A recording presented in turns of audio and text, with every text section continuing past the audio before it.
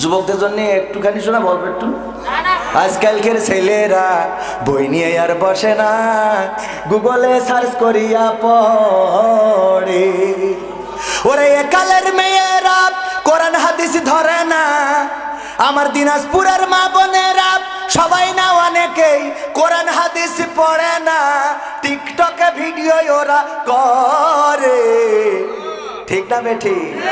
আজকালকের ছেলেরা বই নিয়ে আর বসে না, গুগলে সার্চ করিয়া পড়ে।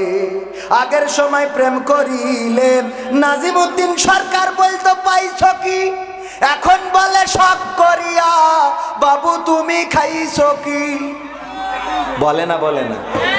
আগের সময় প্রেম করিলে আমার সভাপতি বলতো পাইছো কি, এখন বলে শখ করিয়া বাবু তুমি খাইছো কি। লজ্জা শরম নাই, আইলাম কোন জামানাই, ভবিষ্যৎ দেখি অন্ধকারে।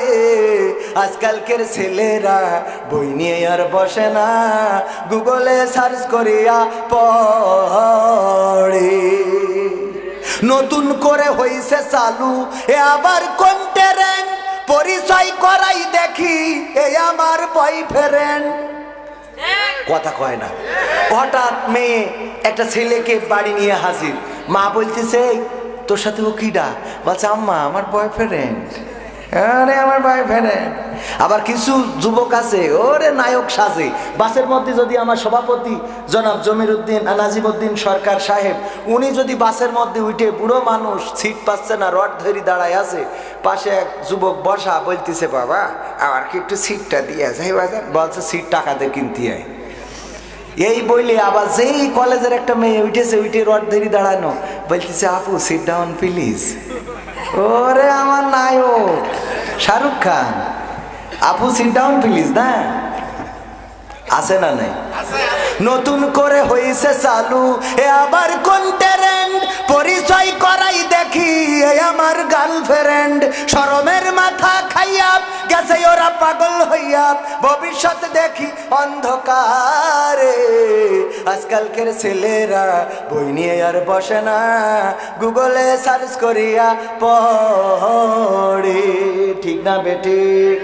আমার আজকের মাহফিলে সভাপতি হিসাবে ছিলেন জনাব আলহাজ মোহাম্মদ নাজিমউদ্দিন সরকার এবং সহসভাপতি আলহাজ মোহাম্মদ সিরাজুল ইসলাম। আমন্ত্রিত ছিলেন আমার হযরত মাওলানা মুফতি আবু মুসা আশারি। উনি পারিবারিকভাবে আপনাদের এখানে দীর্ঘদিন ধরে রয়েছেন।